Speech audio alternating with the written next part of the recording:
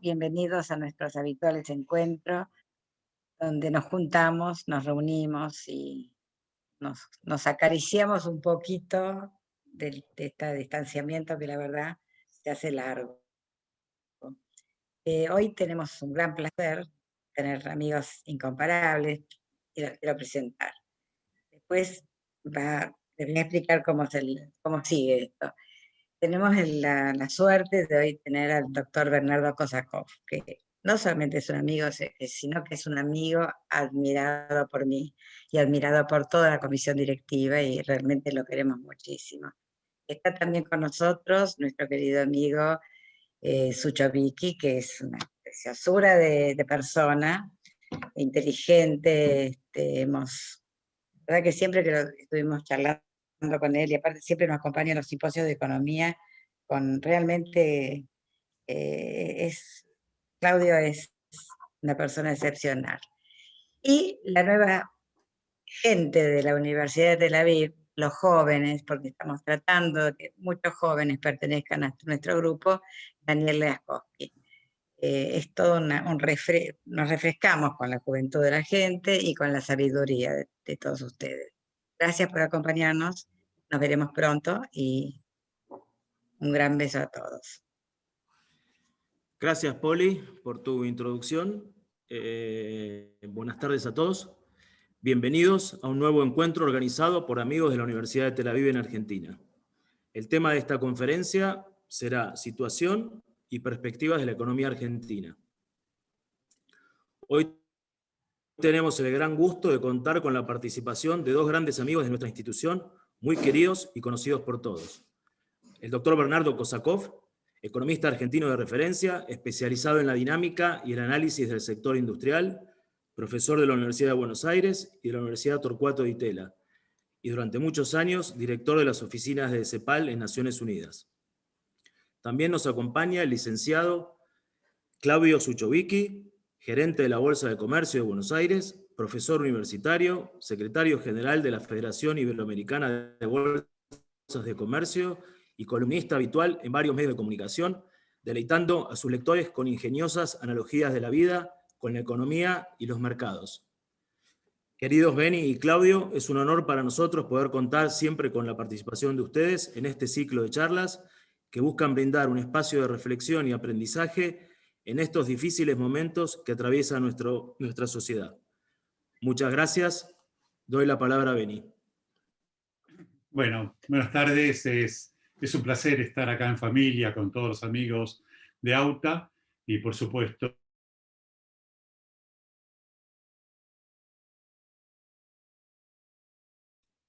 Perdón, Beni, estás silenciado. es la emoción. Pero bueno, simplemente un placer estar con la familia de la universidad y con el gran Sucho, al cual le tengo mi más profunda admiración profesional y su calidad humana. Bueno, vamos a hablar sobre nuestro querido país y la economía, y sabemos que venimos con problemas estructurales de largo plazo, y hay un evento de la pandemia que nos da un escenario notablemente complejo en todos los aspectos. Y básicamente lo que tenemos es poca capacidad de fuego institucional y monetario como para enfrentar los nuevos dilemas que tenemos. Simplemente dos palabras con respecto al punto de partida de la última década. Ya todos sabemos que tuvimos una economía estancada. En realidad el producto cayó más del 10%, el producto per cápita arriba del 15% durante esta etapa. El sector privado no creó un solo empleo, a pesar de que todos los años se incorporan 300.000 personas al mercado de trabajo. La tasa de inversión fue por debajo del 15% y los últimos años no alcanzó la amortización del capital. Y en este contexto lo que tenemos es una caída de la productividad con un escaso cambio de la estructura productiva y la dinámica de cambio estructural. Y en este contexto lo que vemos es que también los factores de competitividad asociados a elementos esenciales como los gastos de investigación y desarrollo, formación de recursos humanos, infraestructura, no necesariamente nos mejoraron nuestra competitividad para dar progreso a la sociedad y para insertarnos mejor en el mundo. En esto tenemos un contexto macro con todas sus inconsistencias y problemas, donde el eje central es esta incapacidad de dominar la inflación, un sector público que creció notablemente en términos de tamaño, pero no en términos de la provisión de bienes públicos y la calidad de sus políticas, y que da una exigencia de una tasa impositiva como para poder financiarlo, que genera serias dificultades para todas las empresas que quieran producir. En esto sabemos que obviamente el conjunto de problemas son realmente notables. La pandemia los agravó. Y para esto teníamos escasa capacidad de fuego para responder a los nuevos problemas que tuvimos. Correctamente, el gobierno gastó lo que pudo, pero que en términos agregados es un 5% del producto aproximadamente, es un tercio de lo que gastaron países que tenían mayor solvencia, y esto atenuaron los problemas tanto económicos y sociales que todos ustedes conocen. El 2020 terminamos con una caída del nivel de actividad en torno del 10%, y fundamentalmente los indicadores de pobreza son nuestra mayor vergüenza, en donde los últimos datos nos hablan del 42% de pobreza, el doble de lo que teníamos históricamente, un 10-11% de indigencia, gente que no llega a la canasta alimentaria, y si lo llevamos a la población joven, el 57% de los chicos entre 0 y 14 años están en condiciones de pobreza, y estos números aún se agrandan en los conglomerados del Gran Buenos Aires. Bueno, ¿qué es lo que tenemos? Básicamente, una situación difícil de resolver. Había una piedra muy complicada el año pasado, que era el acuerdo con los acreedores externos. Eso tuvo un ritmo lento, de acuerdo a la evaluación de muchos, pero llegamos a un final feliz. Evitamos el escenario más espantoso que hubiera sido el default, con consecuencias notablemente negativas. Esto lo que nos dio que los próximos 4 años no tenemos que pagar intereses, que se prolongaron los plazos, y que realmente a partir del año 2023 vamos a tener una tasa de interés más baja y obviamente mayor sustentabilidad para poder pagarla. Pero, como los temas son complejos, mirado desde el lado del principal objetivo que tenía esta reestructuración, que era volver a acceder a los mercados de capitales, los resultados no fueron buenos. Lo que se esperaba de una baja de la tasa de riesgo país, lo que tenemos ahora es una tasa del 1.600, comparada con América Latina, todos los países están por debajo del 300, ellos acceden al financiamiento y a las notables condiciones financieras que hay en el mundo, nosotros no los tenemos, los valores de nuestros bonos están notablemente bajos y pagan intereses del 18 y el 20%. Obviamente, frente a esto, vamos a tratar de ver cómo seguimos andando el camino, y fundamentalmente lo que vamos a tener como un problema central es dónde obtenemos el financiamiento que requiere nuestro déficit fiscal en la medida que no accedemos al financiamiento internacional. Todos tenemos en claro de que el mal financiamiento, en lugar de solucionar los problemas, los agrava, pero fundamentalmente un buen financiamiento es lo que ayuda al desarrollo económico y al desarrollo de los negocios. Y la posibilidad de financiamiento nos queda ligada a todo lo que es la emisión monetaria, con sus implicancias muy complicadas, sobre todo en términos de la inflación, y en la recuperación de la economía que nos permita algún incremento de la recaudación y poder operar con un mercado de capitales doméstico que está altamente monetizado, pero que es notablemente pequeño, y vamos a ver que no es tan fácil despertar la codicia de la gente para que pueda financiar al sector público. Y por supuesto, siempre nos queda como un mecanismo el proceso inflacionario, en donde favorece notablemente a las cuentas públicas. Si queremos tener un eje ordenador hacia dónde vamos en el 2021, creo que el principal objetivo que hay en el manejo de la política económica es llegar a las elecciones de octubre o de noviembre, depende de cuándo llegan. Y esto es llegar en las mejores condiciones para mejorar el humor sanitario, económico y social. Esto, obviamente, hay distintas formas de llegar y estas distintas formas tienen un costo y muchos se hacen las preguntas es, ¿vamos a llegar? La otra pregunta es, si llegamos, ¿qué va a pasar el día después de las elecciones? La hoja de ruta del ministro es el presupuesto y ahí uno puede contener cuál es su consistencia y cuáles son los principales parámetros que quiere lograr.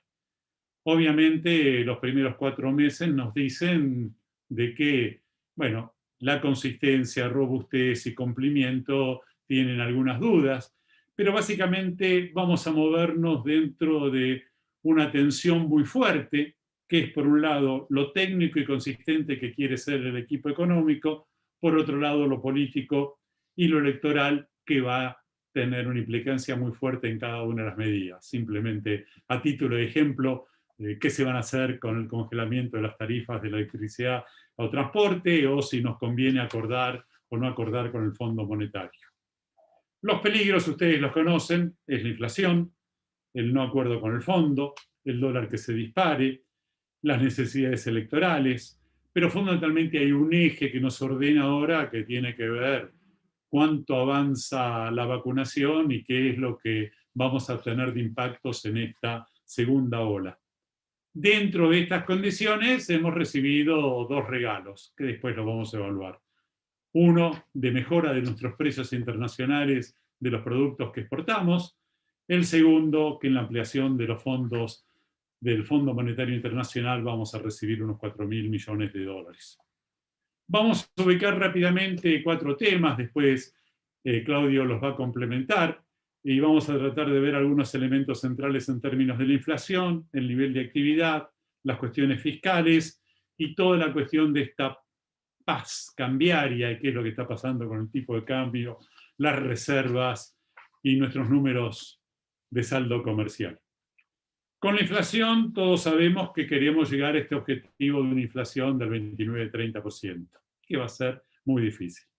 Para llegar a esto, el ministro básicamente usa 4 anclas que va a tener impacto sobre el resto de la consistencia macroeconómica y el desempeño de la economía. El primero tiene que ver con fijación de salarios en igual nivel que la inflación y la definición de las paritarias en torno de ese 30%, con algún relato de mejora del salario real, pero con los hechos, con la inflación como se ha disparado, la realidad es lo que vamos a tener es una continuidad de la caída del salario real en la Argentina. El segundo tema es la apreciación cambiaria. El tercer tema es el congelamiento de las tarifas, luz, gas y transporte.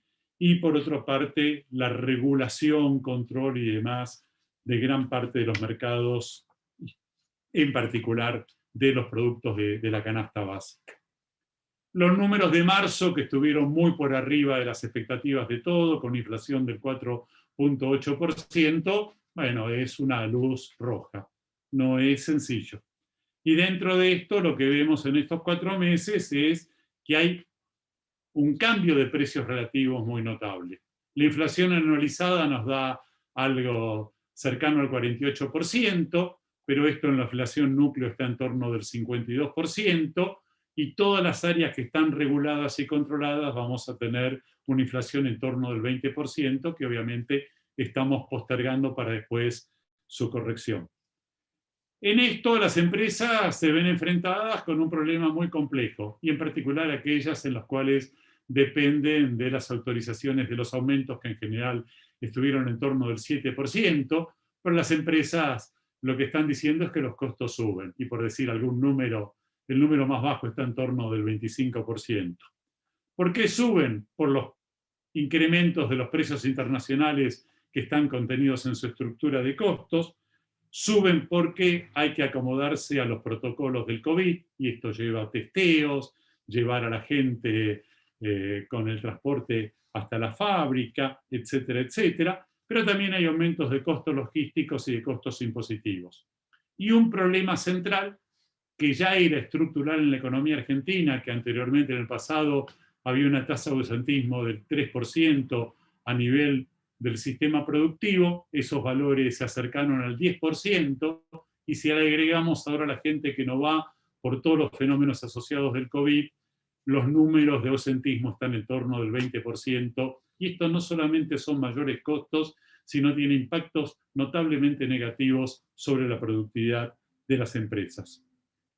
¿Qué es lo que reacciona el gobierno, a pesar de que el ministro reconoce la multicausalidad y que hay efectos monetarios y fiscales? Bueno, la línea de fuego fundamentalmente está por la regulación y control, y se nombraron 500 nuevos fiscalizadores, hay 100 productos que se consideran esenciales, que van desde la leche a la lavandina y demás, que se quieren el congelamiento de precios y que se le pongan a cada uno de los productos el precio dentro de los envases. Existen, bueno, obligación de informar costos y volúmenes de producción, y un poquito esta noción más extraña de que se le exige un 100% de producción a las empresas para que no haya faltantes. En esto hay un esquema un tanto extraño de controlar simultáneamente precios y cantidades. Con respecto al nivel de actividad, el año pasado fue espantoso, sobre todo el primer trimestre. A partir del segundo semestre los números se recuperaron, y esto continuó a principios de año, en el mes de enero, y uno puede decir que de la caída del nivel de actividad hubo ya una recuperación del 6%. Febrero ya da alguna alerta y la actividad cae el 1%. Marzo hay alguna pequeña recuperación, pero ya en abril, y con los fenómenos ahora de la segunda ola, lo que vamos a tener son expectativas de crecimiento notablemente bajas. Frente al relato, la economía va a crecer entre el 6 y el 7%, esto va a ayudar, pero en realidad recuerden que caímos el 10, más otro 13 que caímos antes, esto es simplemente recuperación. Y visto desde el lado del bienestar de la gente, esto se da un contexto en donde los salarios reales han caído desde marzo del 18 hasta ahora, en el sector privado registrado un 17%, en el sector público un 23%, en el sector privado no registrado un 25%. Hay algunas recuperaciones puntuales en bienes durables, la construcción pasó una recuperación interesante, sobre todo por la disminución de los costos de los precios de construcción, y esto dinamizó el sector. Ya los costos de la construcción subieron cerca de un 100%, y esto ha disminuido en parte. El actual blanqueo, por más que uno dice qué gente va a querer entrar de nuevo dentro del corralito, alguna gente tiene fondos en negros y algo se va a recuperar. Y después existe una cantidad enorme de sectores que fueron afectados y con esta segunda ola van a estar nuevamente más afectados. El turismo, los hoteles, los restaurantes, esparcimiento, cultura, etc. Vayamos a los números fiscales. El relato básicamente dice de que estamos en un año electoral, que se van a tener que recomponer los salarios y que las cosas van a mejorar. Mirando los números de los primeros 4 meses, y básicamente hay un ajuste fiscal relativamente importante, distinto del relato. ¿En dónde ha bajado el gasto? Fundamentalmente el principal ahorro, que es el 50% del gasto primario, son las jubilaciones, y en términos reales han caído un 6.2%. También han caído los salarios del sector público, que es otro gasto importante. No cayó el empleo público, pero sí el salario cerca del 11%. Las pensiones no contributivas cayeron un 17%. Y fundamentalmente, en la reestructuración de la deuda no tenemos que pagar los intereses que teníamos que pagar antes por la deuda externa. A su vez, subieron los impuestos. En parte porque mejoró el nivel de actividad y subieron el impuesto por la recaudación del IVA y demás, pero lo más importante es que se incrementaron las exportaciones, y el producto ahí joya, que es la soja, tiene el 33% de retenciones, y lo que vamos a tener es que los derechos de exportación casi se han duplicado. Este año el gobierno va a recaudar casi 2 puntos del producto de impuestos a la exportación. En el gobierno anterior esto era 0,7, un 1/3 de lo que se va a recaudar ahora, y por otro lado está los impuestos a bienes de personales y el controvertido impuesto a la riqueza. Pero fundamentalmente vamos a tener un déficit que está cercano a 4 puntos del producto, más algunos pagos financieros que hay que hacer a los organismos internacionales y demás. Vamos a tener obligaciones en términos del 5% del producto, y todo el dilema es cómo lo financiamos. Y esto, como no tenemos acceso al mercado internacional, vamos a tener que financiarlo con el mercado local, que venía un poquito bien, pero ahora vamos a ver un poquito las dificultades. Y otro elemento es básicamente que continúe la recaudación. El impacto actual de la segunda ola del COVID nos pone un semáforo amarillo. Lo que es claro es de que el nivel de actividad seguro va a caer un punto de acuerdo a las expectativas. Esto va a hacer de que caiga la recaudación, pero el presupuesto fue armado este año fundamentalmente con el principal ahorro es que no íbamos a tener los gastos del ATP, el IFE y todo lo asociado con tratar de compensar la pandemia. Pero si vuelve la pandemia, van a aparecer reclamos que son justos. Ya se va a dar el repro, se va a dar menos que las veces pasadas, pero básicamente los números fiscales van a estar afectados por caída de la recaudación y por gastos mayores. ¿Cómo lo vamos a financiar? Y sobre todo, si hay más incertidumbre en el mercado de capitales locales, es con emisión. Si hay más emisión, sabemos de que hay más inflación, y esto obviamente es una alerta a los números fiscales. Un elemento que es muy importante es qué es lo que sucede en el escenario internacional. Y la verdad que el escenario internacional está mucho mejor, inclusive mucho más favorable que las expectativas más optimistas que uno podía tener anteriormente. Y acá, mirando el diario de hoy, tenemos esta gran sorpresa de lo que vimos antes, que es el notable aumento de los precios de los commodities. Esto nos va a dar 9.000 millones de dólares adicionales de exportaciones, y en términos de esto también vimos el impacto fiscal con el aumento de las retenciones.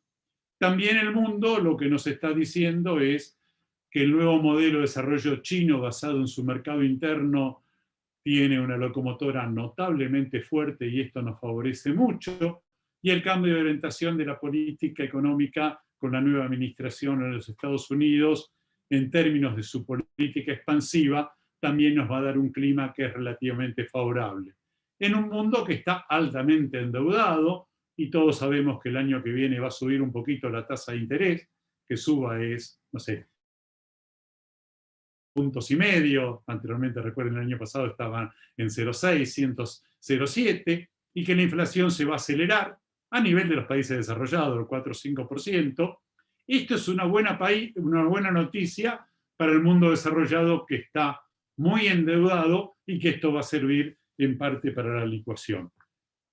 La alta liquidez va a continuar, la tasa de interés está baja, lamentablemente nosotros no accedemos a este mercado de capitales. Veamos qué es lo que nos pasa a nosotros en términos de nuestras cuentas externas. Lo que vamos a tener son exportaciones que se van a ir a un nivel cercano de los 68.000 millones, perdón, 68.000 millones de dólares, o 66, con importaciones en torno de los 48.000, lo cual vamos a tener un brutal saldo comercial de 18.000 millones de dólares. Esto es espectacular y es una buena noticia. ¿Cómo no tenemos que pagar intereses de la deuda y al sector privado? Y como también no tenemos que gastar plata en turismo internacional, que siempre fue un alto déficit, lo que vamos a tener es un aire que ahora se expresa en términos de un banco central que estaba casi sin reservas y que en estos meses ha logrado comprar algo de reservas, y esto es una buena noticia. No es mucho, pero es importante. El sector exportador ha acelerado sus exportaciones, en parte porque por la política de apreciación cambiaria del ministro que vimos antes como política antiinflacionaria, la devaluación del tipo de cambio oficial en enero fue el 4%, febrero el 3%, marzo el 2,5%, abril el 1,5%, esto es menor que la inflación, con lo cual la gente acelera sus exportaciones, aprovecha los altos precios internacionales y también se pone un paraguas frente a un posible aumento de las retenciones.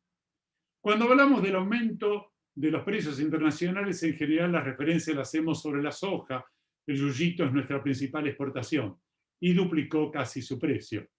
La soja es aproximadamente un 27% de nuestras exportaciones, todo el complejo sojero, todo lo que está asociado con la soja y sus subproductos.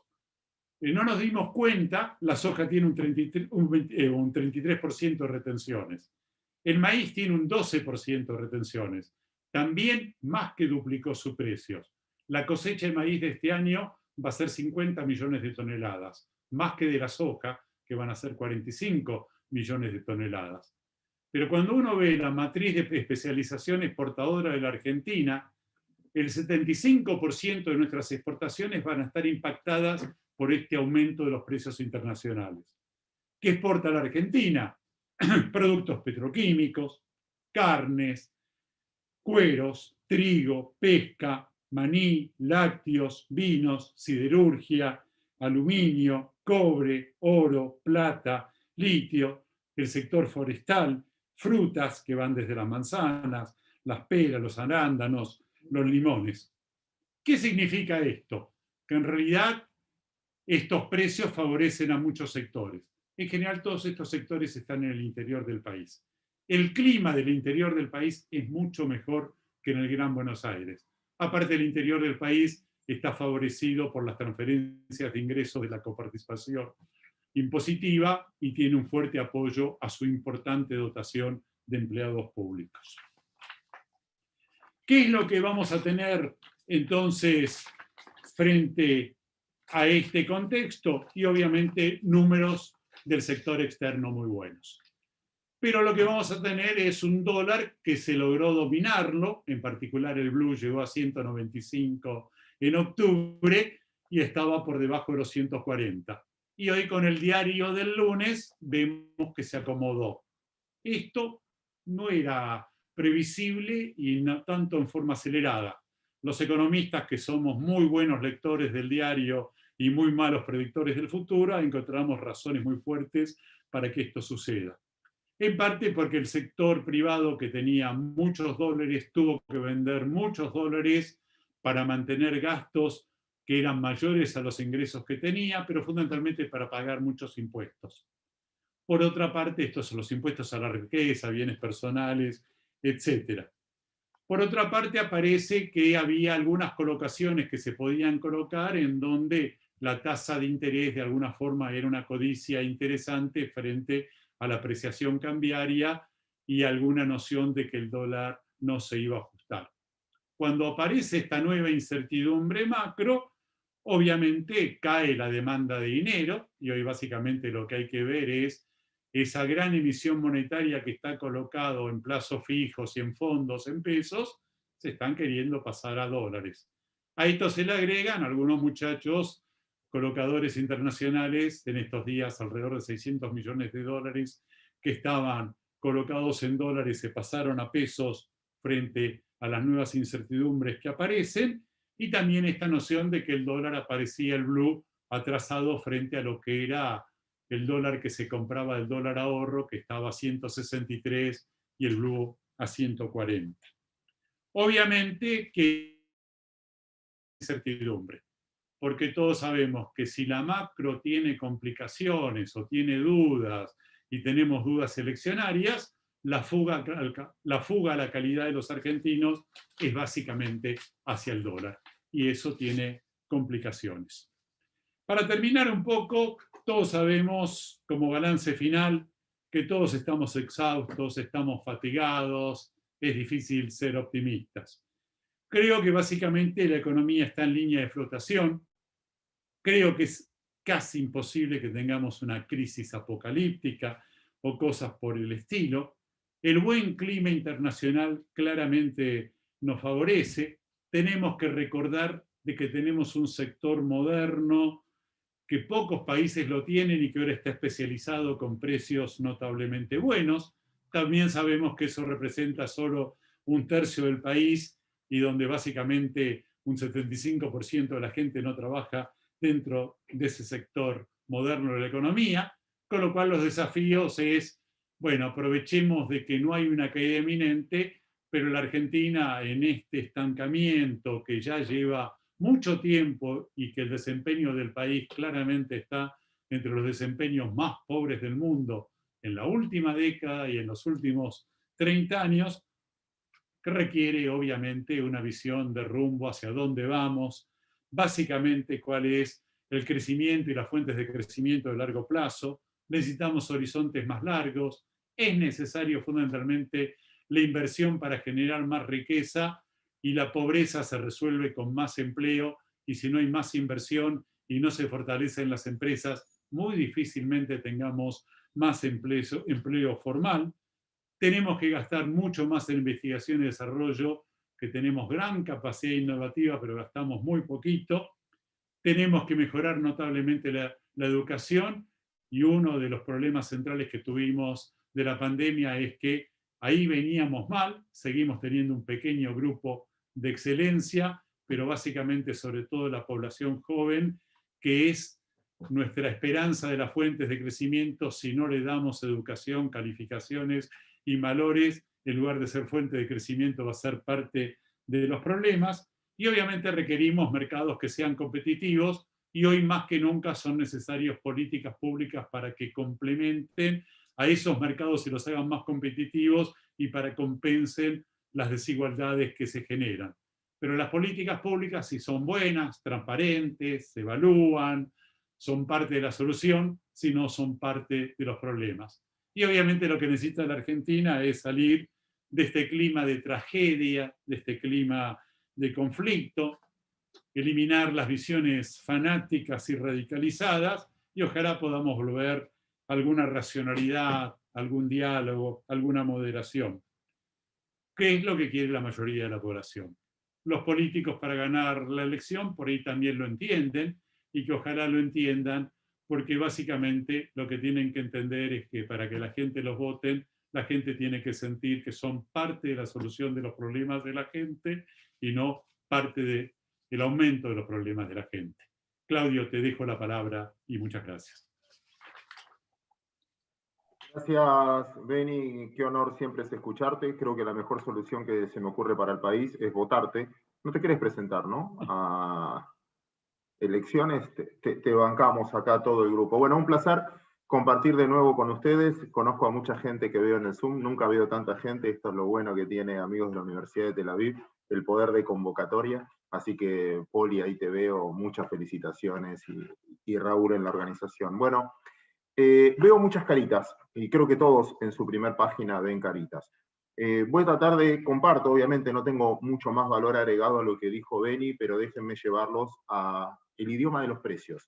¿Qué están leyendo los mercados a nivel global? Que teóricamente es mi especialidad, aunque no vengo invocando mucho, pero bueno, algún día acertaré un poco más. La primera pregunta que le hago a ustedes, mirándolo a los ojos, mirando a la camarita, ¿quién de ustedes ve al país bien?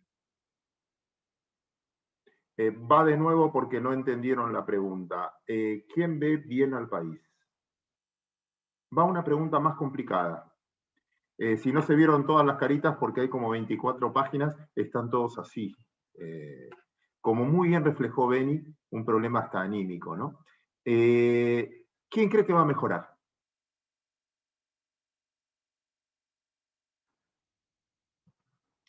Bueno, un placer haber compartido este momento con ustedes. No sé si hacemos ahora el espacio de preguntas, pero creo que ese es el principal problema que tenemos. Yo ya no lo veo ni siquiera como una crisis económica ni como una crisis política, porque por más que haya elecciones, antes las elecciones era una bisagra, en los mercados era una fecha, era como una fecha de vencimiento, a ver cómo se expresaba la sociedad de lo que quería. Y me parece que ahora ya ni siquiera, porque ni sabemos si va a haber elecciones, y no sé si cambia, porque en el fondo no hace falta solo ganar, sino poder ejecutar lo que uno quiere hacer. Muchos de los que están acá son muy exitosos como empresarios. Conozco a muchos y admiro a muchos de los que están acá. Me dan ganas de preguntarle uno por uno. Uno no hace lo que quiere ni lo que debe.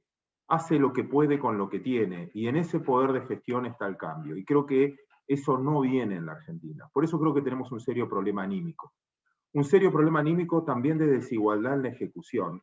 Y por eso se hace difícil hacer un diagnóstico económico cuando tenemos problemas micro más importantes. Hoy compartía en un programa de radio, bueno, perdón que cito por si alguien no escuchó nada más, de Johnny Viale, donde pusieron una estadística de isonomía, una encuesta de isonomía, que por primera vez en la historia, de toda la historia argentina, el 75% del principal problema que sienten los argentinos es económico. Seguridad, o sea, el 75% de los argentinos piensa que su primer problema es económico. Seguridad viene en quinto lugar. Y COVID creo que venía en el sexto o en el séptimo. Y eso nunca les había pasado y era difícil explicarlo. Quizás esté mal la encuesta, quizás se encuesta a un lugar muy dirigido. Pero la explicación era esto que decía anímico. Y mi ejemplo fue, escuchá, Beni, que a vos te gusta el tenis, con mi equipito de tenis el fin de semana en CISAP, charla de amigos, 4 amigos. Uno me dice, Claudio, con lágrimas, emocionado, no llorando, porque no le iba mal, pero me decía, ¿sabes lo que me pasó el viernes? Vino un inspector a las 6 de la tarde para ver si tenía el matafuego en el local. Él tiene el local en 11 y vende relojes. Dice, yo tenía el matafuego, pero le dije, me lo preguntás una vez más y te lo tiro por la cabeza. Un tipo muy tranquilo, pero se sacó. Porque decía, tengo 17 manteros acá a la puerta, vos los atravesaste y viniste a verme a mí a ver si tengo matafuego, o te vas o te lo tiro por la cabeza. Y el inspector se fue. Dice, no me reconocí así. Nunca en mi vida había levantado la voz, pero me indignó. ¿Por qué a mí no me dejan vender? ¿Por qué ellos no hacen nada? En ese contexto, creo que nos tenemos que centralizar hoy, en cara de vistas al futuro. Me parece que lo que viene no es bueno, no soy optimista. Me parece que en el mundo también nos está enseñando un montón de cosas donde la gente se cansó. Y en ese cansancio creo que va a ser disruptivo. No sé cómo termina, pero está muy difícil cuando, y ahora se los muestro en un gráfico y me dejo de hablar, y lo voy a pasar en 2, 3 gráficos.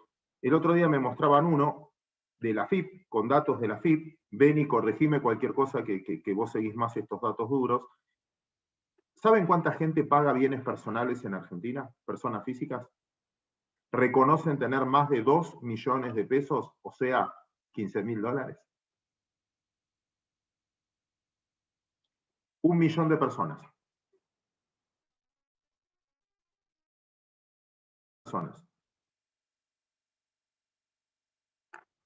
Y vos decís, ¿y qué va a hacer dentro de un año? Otra vez, bienes personales 2, bienes personales 3. ¿Cómo hacemos para manejar estas brechas? Y empiezo a compartirles un par de gráficos, un poquito a lo que creo que puede venir. Haceme, Poli o Beni, con la cabeza, que los veo primero si se ve la pantalla. ¿Se ve la pantalla? ¿Estoy compartiendo pantalla? Bárbaro. Siempre empiezo de la misma manera. Edu Cossack lo tengo harto ahí, también lo veo en la pantalla. No importa lo que va a pasar, lo que importa es lo que la gente cree que va a pasar. Porque si la mayoría cree que la cosa va a mejorar, va a invertir, y si invierte, la cosa va a mejorar. Si la mayoría de la gente, como me hicieron ustedes con la manito, cree que la cosa no va a mejorar, no va a invertir. Y si no va a invertir, no va a mejorar. Entonces, vamos a tratar de adelantarnos vía precios a nivel global y a nivel Argentina, todo este desafío en 15 minutos, así interactuamos más. Y repito, admiro mucho a Beni como para querer escucharlo también en su reflexión de lo que yo voy a provocar ahora, tratando de provocar algún debate. Primero y principal, el mundo entendió que esto es un evento. ¿Qué significa? No va a cambiar la realidad de fondo. Y cuando uno ve los países, esto es cada crisis y el S&P 500. En los mercados esto se llama los años locos. Lo que estamos viendo en Estados Unidos, Poli, cualquier cosa agregame en Israel o lo que fuera, es la revancha del consumidor. Se vio tan dañado su moral, etcétera, por el COVID, que salió a consumir de golpe. Y vemos recuperaciones económicas increíbles. Los mercados en máximos históricos, no por el presente, es la foto del futuro. Y ojo, porque después de los años locos vino la crisis del 29. Lo que digo es, para mí, yo no compraría mercado a estos precios. Los mercados están adelantando una mejora de la economía real. Va a mejorar la economía real, quizás con los mercados perdiendo valor. ¿Por qué? Porque se generó un efecto riqueza extraño. ¿Qué significa? Una persona que invirtió $50.000 en acciones americanas y sobre todo si eligió bien en un buen portafolio con muchas tecnológicas, se encuentra que tiene hoy con $300.000.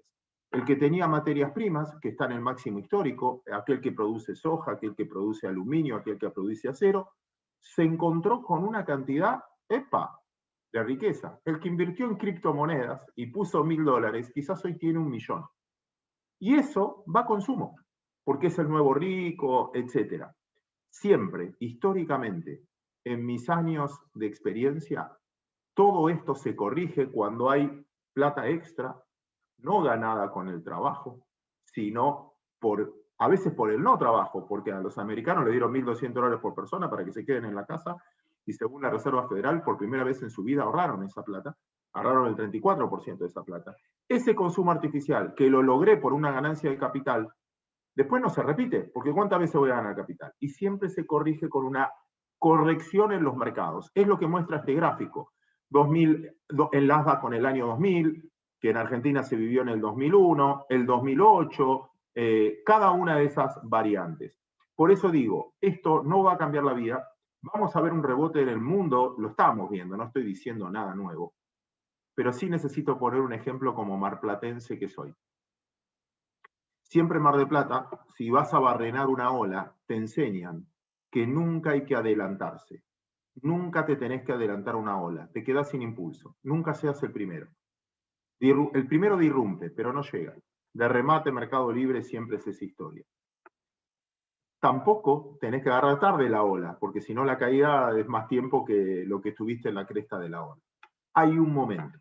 En ese momento de eso es un poco lo que quiero hablar ahora. No adelantarse demasiado. Creo que no estoy diciendo nada que ustedes no sepan. Lo que creo es que la economía del mundo arrancó con mucha fuerza, con una de miedo inflacionario importante, por lo que les acabo de decir. Y eso se va a corregir tarde o temprano con una fuerte corrección de mercado. Estaría atento en eso. Nunca voy a saber cuándo, nunca tampoco me animaría a decirlo, pero cuando miro un gráfico y veo máximos, que para ganar no juego a este juego. La dinámica del cambio es la que no puedo entender, y siempre uso este gráfico. Federer jugó su primer torneo profesional en Barcelona y ganó en pesetas, porque en el 99 no había euros, amigos. No había Messenger, no había BlackBerry. ¿Cómo se habrá comunicado con la familia para contar que ganó? 99. Y por las caras que veo acá, Beni, vos ya jugabas al tenis en el 99. Federer sigue jugando. Es más, anunció que va a jugar en Roland Garros. Pero fíjense la dinámica. Mientras que Federer sigue jugando, Vivien ya no existe más. Ni nació después y murió antes. Messenger nació después y murió antes. Y hay 50 países nuevos. O sea, 50 torneos nuevos, o posibilidad de torneos nuevos, desde el 99 a la fecha. La rapidez del cambio es la que no nos deja reaccionar a nosotros. O reaccionamos tarde, o la mayoría de acá somos testigos. Y acá es donde hago una diferencia. Cuando yo era chico, iba al colegio en Mar del Plata, el Colegio Nacional Mariano Moreno, generalmente el profesor decía, mañana tenés que traer un mapa político. Y un mapa político era dividir esta política. Y el otro día vi un documental que me pareció maravilloso diciendo, este es el problema que tienen los políticos hoy. No existe más este mapa político. Fronteras. Es un mapa de hoy de conectividad. Decía el profesor, si yo sumo ferrocarriles, aviones, energía, fibra óptica, nube, satélites, no hay más fronteras, no se ven las fronteras. Estamos todos conectados. Es más, en este Zoom, organizado por amigos de una universidad de Tel Aviv, yo les aseguro que si levantamos la mano, estamos en 10 países distintos, en 50 ciudades distintas, al mismo momento, en la misma comunicación.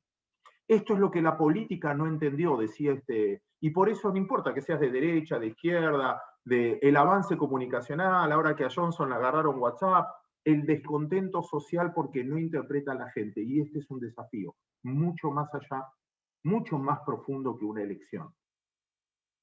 Porque en el mundo no estamos contentos con nadie porque no se interpreta esta realidad. Y que el mundo es uno solo. Quedó claro el otro día, cuando quedó en el canal de Suez, el buque atragantado.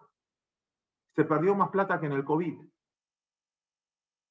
Beni, ¿cuánto le cuesta a la Argentina lo de Neuquén? Beni, ¿cuánto le cuesta a la Argentina que esté cerrado el paso de los libres de los camioneros a Brasil? Mucho más dinero que el que ustedes creen. Porque sin esta infraestructura, por más que Argentina devalúe y tenga un tipo de cambio competitivo, si no podemos pasar la frontera, o no tenemos rutas o puertos para hacerlo, se vence mañana, creo hoy se vence, el contrato de la hidrovía, son temas mucho más profundos que la política. Quiero mostrarles esto para comparar un poco la depreciación del dólar. Esta tasa de interés que ven acá no es la que recibimos nosotros en el banco, porque en el banco recibimos la mitad de esto. Esta es la plata que te cobran si vos pedís un crédito. Este es el costo financiero del dinero hoy. El mundo empieza a crecer apalancado porque el costo del dinero también está por debajo de la percepción de inflación. Esto es lo que tiene el mundo. La tasa activa ya es barata. Y esto tienta a muchos, todavía no, a generar burbujas. Para mí todavía no hay burbujas porque burbuja es cuando se hace con crédito. Si no es caro, el mercado es caro, pero no significa que haya burbuja. Burbuja es cuando lo estoy pagando con plata ajena. En este caso, empiezo a mirar este gráfico diciendo, ojo que la tasa negativa también es la tasa activa. Y eso explica la desvalorización del dólar. Esto yo ya me acuerdo, lo presenté en ustedes, hace mucho tiempo usaba el ejemplo de mi Idi Shemame y el viaje a Disney. No voy a repetir ni chiste ni ejemplo, pero este es el valor de un dólar hoy. En 1933, hoy representa 5 centavos de dólar en poder adquisitivo, desde un Big Mac hasta lo que quieran. Dicho de otra manera, en lo que va del año, Beni lo explicó, acero 145 arriba, madera 126 arriba, petróleo 80 arriba, soja 71 arriba y ahí tienen todo esto. Llámenlo como quieran, pero Argentina, por más que mejoró los precios, esto también va a ser inflacionario. Para alguien que produce aluminio, para techín, para lo que fuera, porque los precios internacionales, además de la devaluación, están en muchos casos, el doble. El acero, por ejemplo, el doble de lo que valía hace un año. Esto empuja a una economía, el gráfico más divertido que vi la última semana, creo que lo tengo acá al pasar, pero no me quiero olvidar de comentarlo, es la diferencia entre la economía intangible, lo que vale Zoom, lo que vale una cripto, lo que vale, no sé, Apple, o lo que, bueno, Apple es tangible porque también vende, pero no sé, lo intangible, lo que vale Spotify, lo que vale Netflix, etcétera, con la economía real. Es el máxima brecha de la historia. O sea, da el mínimo. Economía tecnológica dividido economía real, ese divorcio no existió tanto. Y esta reacción me haría pensar de que hay que acomodar algunas carteras. Esta es la concentración del S&P 500, el S&P 500 en el récord histórico, pero no se engañen. Muchos de ustedes diciendo, ¿qué récord histórico? Si yo tengo acciones de bancos o acciones petroleras y apenas recuperé lo que valía hace un año. Estas 7 compañías representan casi el 40% del movimiento del S&P 500. Y estas tienen una dinámica particular. Cierro. América Latina tiene otro problema, es el flujo externo. En la década del 90, cuando empiezo yo en los mercados, los emergentes recibían el 25% del patrimonio. De todo lo que se hacía en el mundo, el 25% venía a América Latina. Y de ese 25%, más de la mitad venía a la Argentina. Argentina era el país con más ADRs en Estados Unidos. Hoy, Latinoamérica ocupa solo el 8,9% de los flujos globales, porque Asia nos desplazó. En los 90, la plata no iba a China, Vietnam, Singapur. Ahora se corrió. América Latina solo recibe el 8,9%. Y de ese 8,9%, Argentina 0,90 y pico, menos del 1%, porque ahí se lo lleva México y Brasil. Quiere decir que si Argentina algún día rebota, va a ser con nuestro dinero. Generalmente fue con nuestro dinero. Inversión de afuera todavía no está viniendo, y si viene, puede hacer subir los precios, pero no va a ser por cantidad, sino por lo bajo que son los precios. O sea, con $1 millón yo me compro pocos metros cuadrados en Europa y pocos metros Poli, corregime, pero un departamentito en Tel Aviv. Y acá con $1 millón quizás me compré, no sé, ¿tá? No sé porque ahí en venta hace un montón y no hay ni siquiera órdenes de compra, pero es probable que entre poca plata y esa poca plata haga ruido, pero lo que quiero diferenciar es que va a ser más con plata de argentinos que nuestra que de flujos de afuera, lo que reconvierta esto. Vamos a la Argentina de los spreads. Este gráfico lo que me muestra en el primer mundo es el spread que hay entre la tasa activa y tasa pasiva, entre un precio de compra y un precio de venta. Vendo mi casa, ¿cuánto me la compras? ¿A cuánto la vendés? A $100.000. ¿Y a cuánto me la paga? ¿Cuánto está el comprador? 98.000.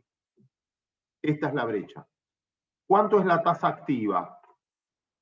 2 y pico. ¿Cuánto es la tasa pasiva? 0,50 y pico. Esa es la brecha. Entonces uno puede calcular a largo plazo porque no hay diferencia. Es como que hay liquidez. Yo puedo comprar y vender porque tengo un precio de referencia. Ahora en Argentina, esas brechas son completamente inconsistentes. ¿Cuánto vale mi casa? Para mí $400.000. ¿Y a cuánto te la pagan? No sé, la tengo en venta hace 2 años y no viene nadie. Y me llamó un tipo que quizás me pague 200.000. ¿Cuánto vale? Ni 200.000 ni 400.000, porque ahí no hay operaciones. Tipo de cambio. ¿Cuánto vale en Argentina? No sé. Oficial, 90. Dólar ahorro, 162. Hoy dólar blue. Imagínense aquel que tenía un negocio 50% informal y creen que le va a cerrar el próximo mes, no lo van a dejar vender. ¿Qué hace? ¿Se estoquea? No, si no voy a poder vender. ¿Y qué hago con los pesos? ¿Los meto en el banco? Y no puedo, si es negro. Y entonces, blue, ¿cómo no va a rebotar? ¿Qué es lo que pasó el año pasado? Y al revés, como explicaba Beni también al pasar, si yo empiezo a circular el negocio y empieza a rotar la mercadería y tengo consumo, ¿para qué quiero dólares? Prefiero tener mercadería que la roto y gano más. Pero si me viene otra vez otra cuarentena que durará un mes, no creo que más, porque creo que en junio sobran vacunas, pero un mes, bueno, y ese mes y vamos a tener distorsión del tipo de cambio. Esto es brecha laboral. No es lo mismo una persona de más de 60 años conseguir trabajo, más de 50 años, o que vive en una zona inhóspita donde tiene piquetes todos los días, que otro tipo de persona que tiene buena conectividad. Brecha inflacionaria, porque para nosotros, para la mayoría de los que está en este Zoom que estamos compartiendo, la mayoría gastamos en servicios, y los servicios son precios regulados. Por lo tanto, la verdad que nuestra inflación fue más baja que el promedio.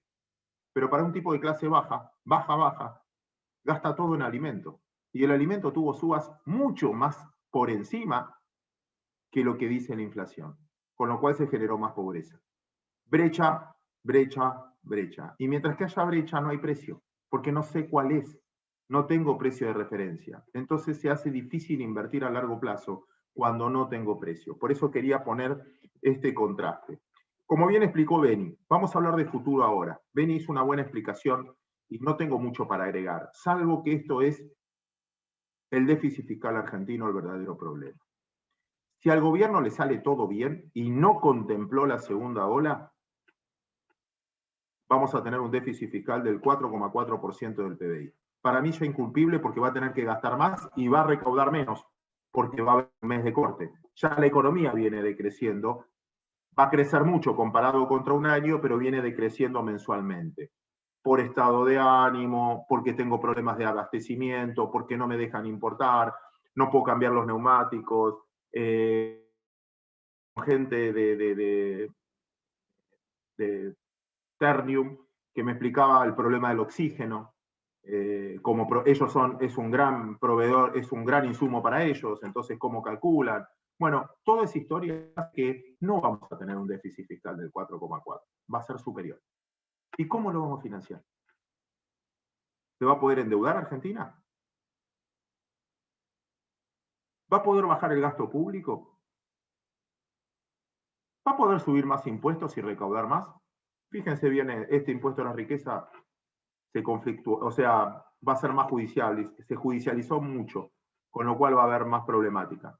Y entonces va a emitir más pesos con menos producción. ¿Cómo se creen que termina?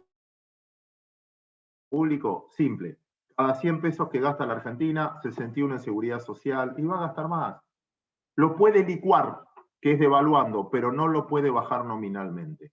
Y como bien explicó Beni, que algo mejoró, mejoró por licuación de jubilaciones, mejoró por licuación del salario público. No, porque subió menos que la inflación, si quieren también, y el Estado recauda por IVA. Un trabajo de un amigo, de Salvador de Stefano, que me gustó. Cada 100 pesos que gana la Argentina, 72, creo por ahí, esperen que tengo las caritas, no vi ese número, 71,66 lo financia con plata propia, con recaudación. El resto va a tener que emitir. Y a la Argentina le fue mal o bien, también de acuerdo a este número.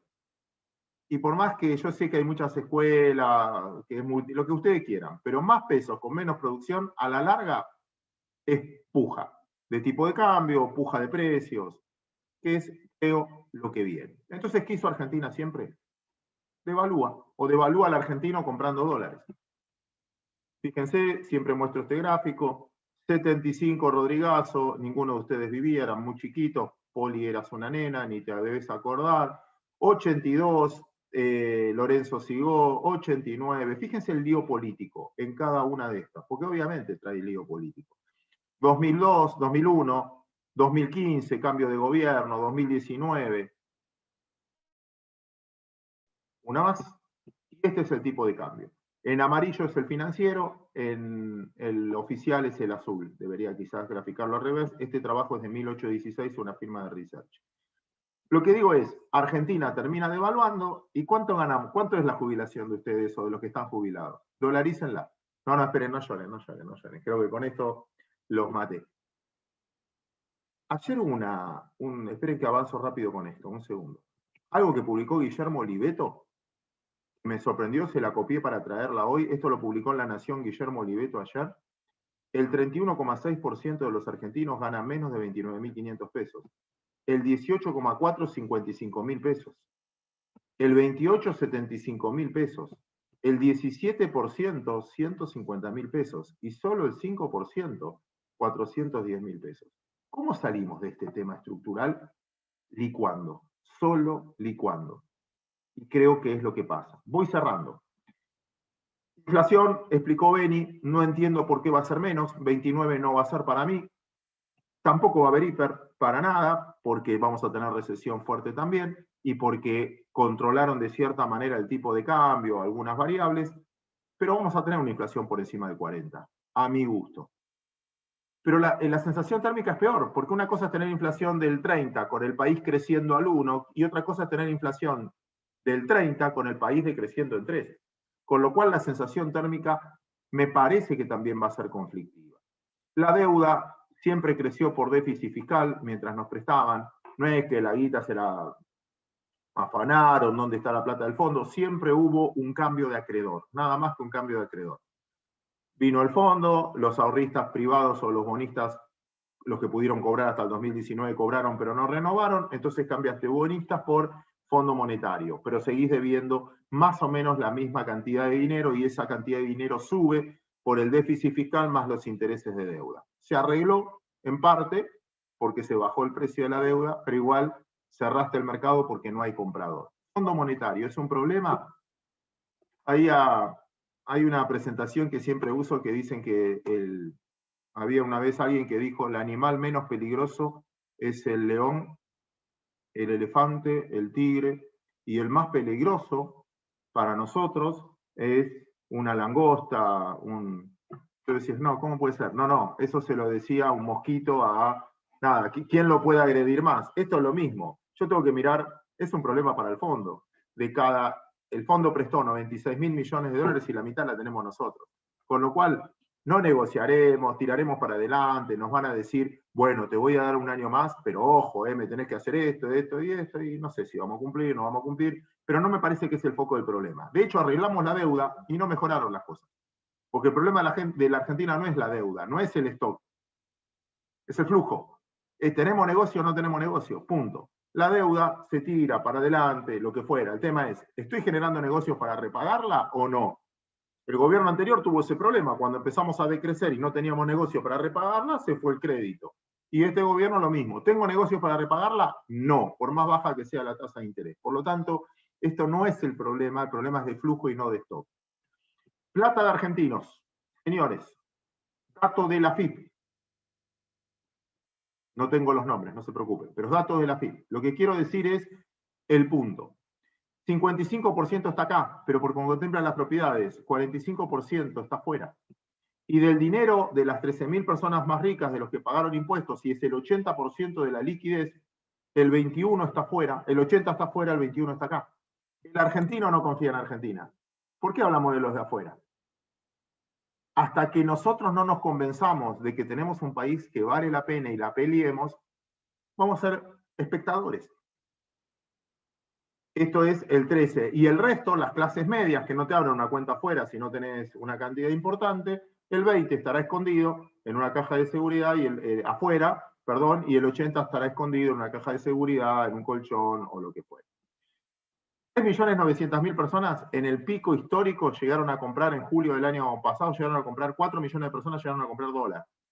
Pero solo 2.200.000 pagaron impuestos a las ganancias, 1 millón declaran bienes personales, más de 2 millones de pesos. Estos, los que tienen 400.000, solo tienen bonos y acciones, ahorran en bonos y acciones argentinas. 4.892, pero creo que Daniel vendió todo, o sea que debería ser 408.91, no sé, Daniel, después me decís. Cuenta con fondos comunes de inversión y gente, personas que venden, que es alguno de nosotros que habrá cobrado alguna charla en el exterior y tuvo que vender, personas físicas que venden en el mercado oficial de cambio. Lo que digo es, está muy mal distribuido esto y es difícil salir sin atacar al que produce, atacás al que invierte. Es difícil imaginarlo.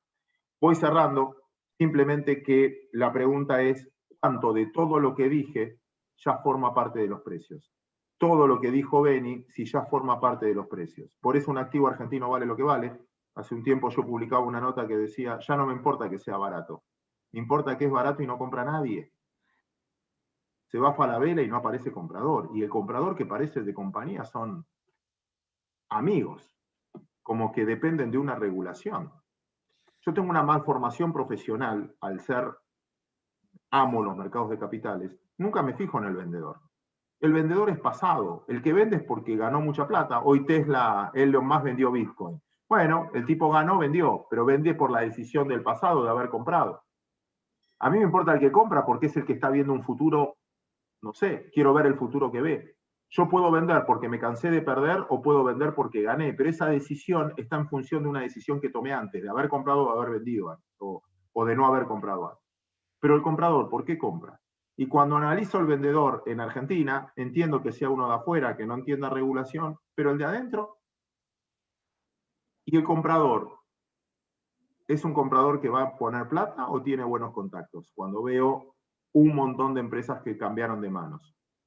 Y la verdad que todavía eso no me inspira. Esto es lo que decía de lo que podía hacer con $1 millón en el mundo. Mi conclusión, me parece que Argentina, como digo siempre, vale la pena. Tenemos un país hermoso, como siempre me enseña Beni. Vale la pena pelearla acá y quiero que mis hijos encuentren un futuro mejor. Pero desde mi punto de vista, todavía no vivimos eso que dirrumpe, que nos hace reaccionar. Cierro con una frase que repito mucho, me la enseñó Juan Carlos de Pablo, el autor dicen que es Keynes, que dice, no hay peor dolor que el soportable. ¿Por qué? Porque es soportable. Cuando uno cambia, cuando te duele. Y creo que ese valor social todavía no nos dimos cuenta y nada, nos falta un poquito de dunga. Y creo que eso lo viviremos en los próximos 3 o 4 meses. El título de mi charla, cierro, sería, amigos, lamento para mí, o yo creo personalmente, no represento a nadie, no represento a Beni, no represento a la universidad, a los amigos de la Universidad de Tel Aviv, es opinión personal. Para mí vamos a vivir los 4 peores meses de los próximos 5 años. Pero estos 4 meses van a ser difíciles. Sin más, saludo atentamente y gracias por escuchar. Muchas gracias a ambos expositores, la verdad, extraordinarios los dos. Antes de hacerles algunas preguntas, quiero agradecer a las empresas que auspiciaron esta actividad, Banco de Santa Fe, Banco de Comercio, Grand Hotels Lux y el Banco Industrial. Su apoyo es muy importante para que podamos seguir con nuestra tarea. Muchas gracias a todos ustedes.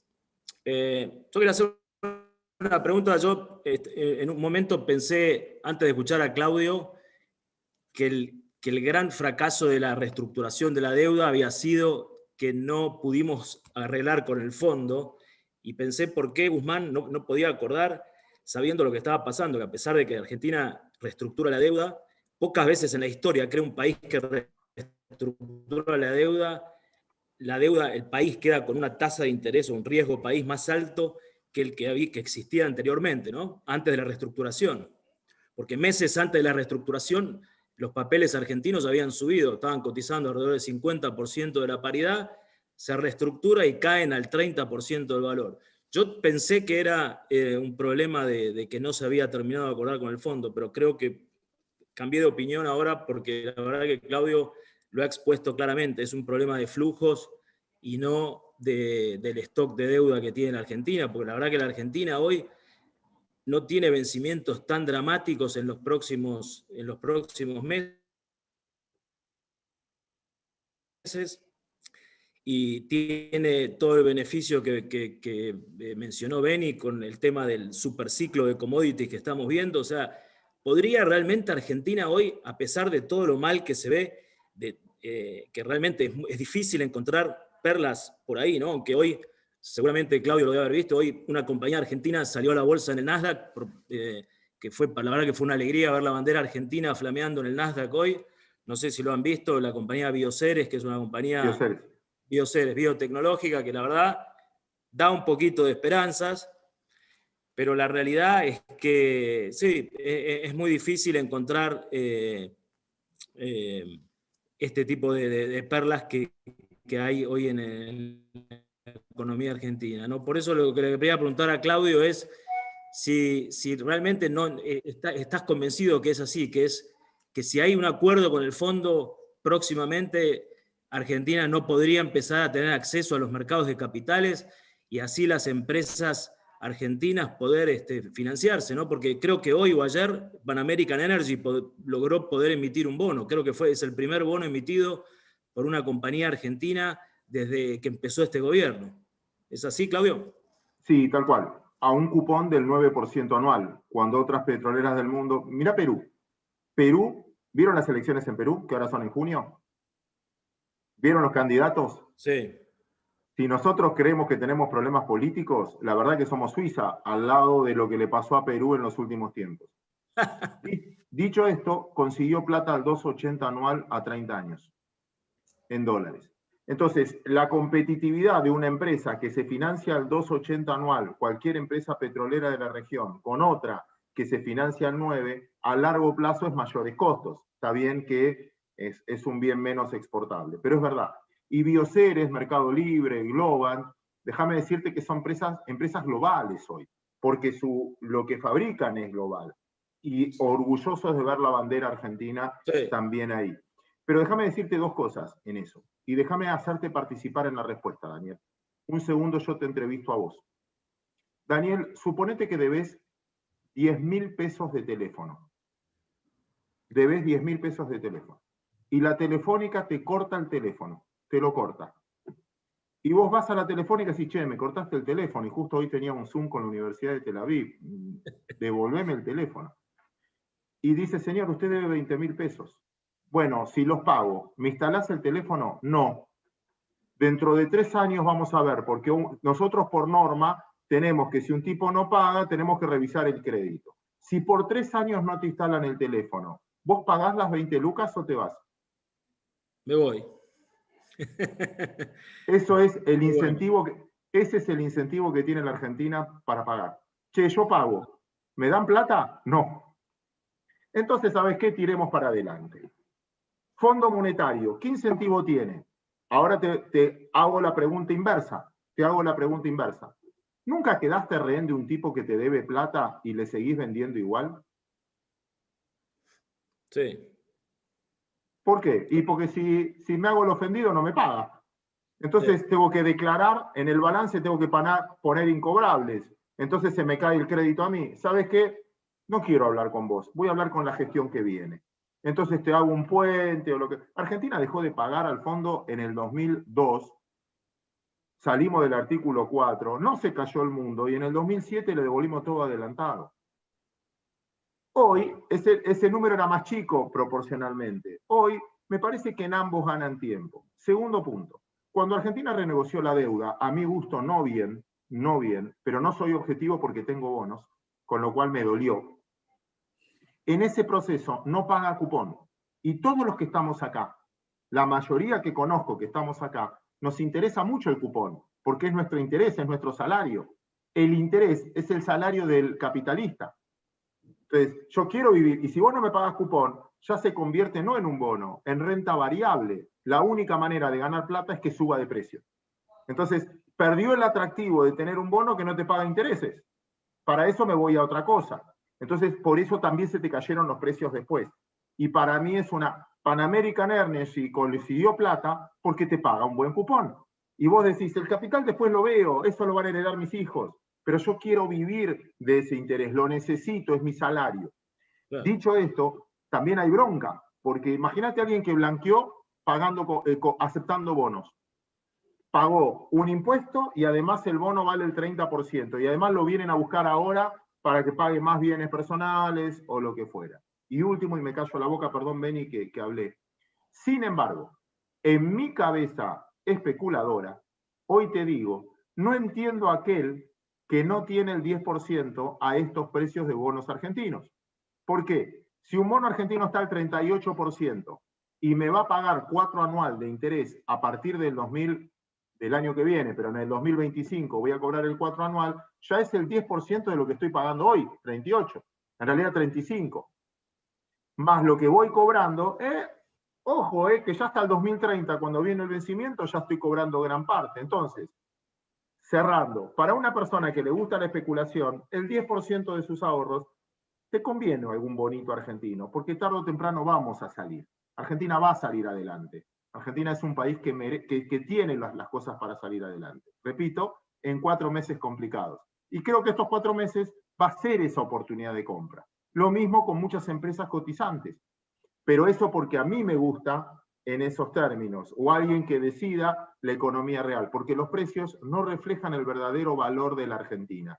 Y todos los que fueron a vivir alguna vez afuera saben que la Argentina merece valer un poco más. Me callo, perdón la extensa de la respuesta, Beni, si querés agregar. Gracias, Claudio. Bueno, no sé si seguimos con lo mismo o quieren ver alguna otra cosa, pero yo comparto que los próximos 4 meses son un poquito más bien duros para todos y que obviamente yo siempre tengo mi cuota de optimismo en la Argentina y los argentinos tienen una capacidad notable como para acomodarse a situaciones muy complicadas. En el cuadro que vos mostraste, Oliveto, lo más interesante es qué pasa con la clase media alta y la clase media baja. Algunos cayeron a la pobreza, pero básicamente uno se hace unas preguntas, es decir, esta es la gente que no quiere vivir del sector público, que quiere trabajar, que quiere educar a sus hijos, que quiere ganarse la vida, que quiere la movilidad social ascendente. Fíjate que en ese cuadro menos del 20% de la población gana de más de $1.000 por mes. Y hoy en Estados Unidos serías un pobre con $1.000 por mes. Y comparado con lo que era nuestra estructura de gastos de cuando éramos jóvenes, hoy mirarlo en dólares, bueno, hay que mirarlo en definitiva, porque el sector público no te da más bienes públicos, entonces una familia de clase media tiene que mandar a sus chicos a la escuela privada, tiene que pagar la prepaga, tiene que comprarse un auto que es 90% importado y no antes como el Falcon, que era totalmente nacional, o el televisor que se arma en Tierra del Fuego, que también es importado y son dólares, y no el televisor en blanco-negro de Noblex. Es decir, tenés que pagar el iPhone y todo lo demás. Es decir, que tenés una estructura de gastos que es realmente notable y muy difícil de mantener. Pero esa gente yo creía que iba a tener un impacto notablemente mayor. A mí me llama la atención cómo una cantidad enorme de gente que está dentro de esa clase media y rápidamente se adaptó a la nueva situación. Y bueno, y la gente empezó a dar clases en Zoom y empezó a dar servicios en Zoom, y el comercio por internet creció un 130% y acomodó sus negocios, y el restaurante empezó a hacer algún delivery, y el señor que tenía un local, y aunque sea para gastar, para pagar algo de lo que está, rápidamente hasta se puso a vender verduras. En fin, creo que hay una flexibilidad notable para manejarse, y esto es algo muy distinto del resto de los países de América Latina. Y hay un núcleo que obviamente es muy sofisticado en la Argentina. Hoy lo que está barato en la Argentina son las empresas. Y claramente no va a venir, vos lo que estabas viendo eran los flujos financieros, lo que importa es la inversión directa extranjera. Y acá pueden venir, para hacer una nueva planta, una nueva empresa, nadie va a venir. Pero acá hay un montón de empresas que son muy buenas, que están notablemente baratas. Claro. Los países desarrollados no van a poder venir porque obviamente la Argentina no es confiable. Lo que vamos a ver es que de repente un señor que está en el mercado en Colombia, en Chile, en México, en Brasil, va a ver que esa posición de mercado en la Argentina está regalada, y lo que tiene en la Argentina es mejor de lo que tiene en su país. Yo creo que va a haber alguna compra de empresas por ese lado. Y esta imagen que vos dabas del mundo interconectado, bueno, uno de los fenómenos que más estamos viendo es que muchos de los chicos jóvenes que hoy pueden trabajar a distancia, y en realidad están vendiendo sus servicios al extranjero, y ya no necesitan emigrar, sino que están vendiendo, y obviamente hoy en términos de salarios en dólares son notablemente baratos. Yo creo que los argentinos tenemos una notable capacidad como para adaptarnos a situaciones muy disruptivas, pero obviamente del conjunto vamos a tener una sociedad que está estancada, notablemente más desigual, con muchas oportunidades que, bueno, espero que en algún momento podamos vivir un poquito mejor de lo que vivimos en esto que yo definía de una situación de hartazgo y de pérdida de optimismo, ¿no? Yo quería preguntarles a Claudio, que está más enfocado en el tema del mercado de capitales, ¿cuál es el impacto que ves? Que tengo información que hay más de 2 o 3 millones de cuentas abiertas de criptos en plataformas distintas, argentinas, internacionales, para comprar criptos.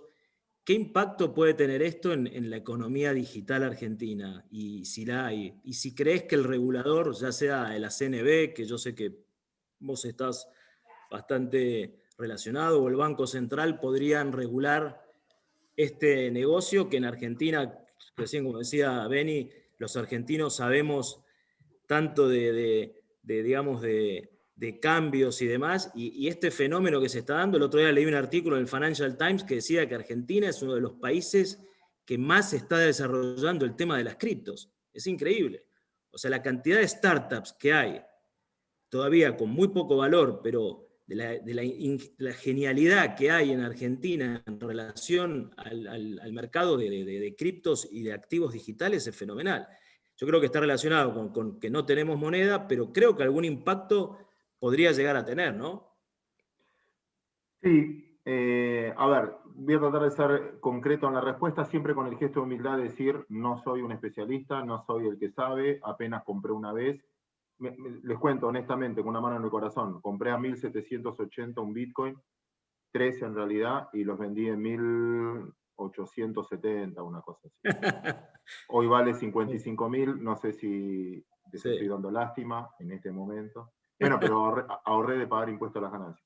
No, el punto es el siguiente. Yo creo mucho en la plataforma que va, a las bolsas nos pasa, y esto está disrumpiendo a cada uno de todos nosotros, que se llama blockchain, que es la descentralización de la información. Sí. Eso me parece que hay que prestarle atención, que es como la nueva Internet. Facebook, yo pongo una fotito mío, Beni pone me gusta. Beni pone la última orquesta que él escucha y yo escucho lo que él escucha, y yo pongo me gusta, o lo retuiteo o lo paso a otro. Pero ese concentra toda la información. En la bolsa es contraparte central. Vos compras una acción, otro vende una acción y nosotros liquidamos esa operación. El mundo se cansó de eso. El mundo, sobre todo más joven, se cansó de eso. no quiere que alguien maneje toda la información. Y está esto de blockchain. Yo no sé la cripto que va a quedar en el tiempo, porque todavía aparecen un montón. Amazon va a sacar, todos van a sacar una criptomoneda. El sentido tiene sentido. En algunos países se legisla como un bien, en Argentina, por ejemplo, que vos decís, es como un departamento. Compré un Bitcoin a 1.700, lo vendí a 55.000, pago impuesto a las ganancias por la diferencia. El que lo declara ya es un bien. En otros lugares lo declaran como moneda o lo toman como moneda, por ejemplo en Europa, y en ese caso ya existe regulación. El tema es cómo hacer para regular si no declara la persona, porque está separado. Por eso tenés mucho en Argentina, mucho en Corea, mucho, porque es muy difícil el rastreo de eso todavía. Yo no sé cómo va a avanzar la tecnología. La explicación del precio es muy fácil, económicamente hablando, porque es P por Q, precio por cantidad. Si la cantidad es limitada, más de esta cantidad no hay, y más gente se entera, y más gente quiere comprar, es inevitable que ajuste vía precio. Si hay 2 pulóveres, si hay 5 que quieren pulóveres, la única manera de ajustar es vía precio. Eso es un poco eso. Pero aparecen nuevas emisiones que no sé cómo termina. Con lo cual, a los más jóvenes, a sus hijos, a sus nietos, a lo que fuera, le diría, estudialo, velo, porque no es una moda, va a existir.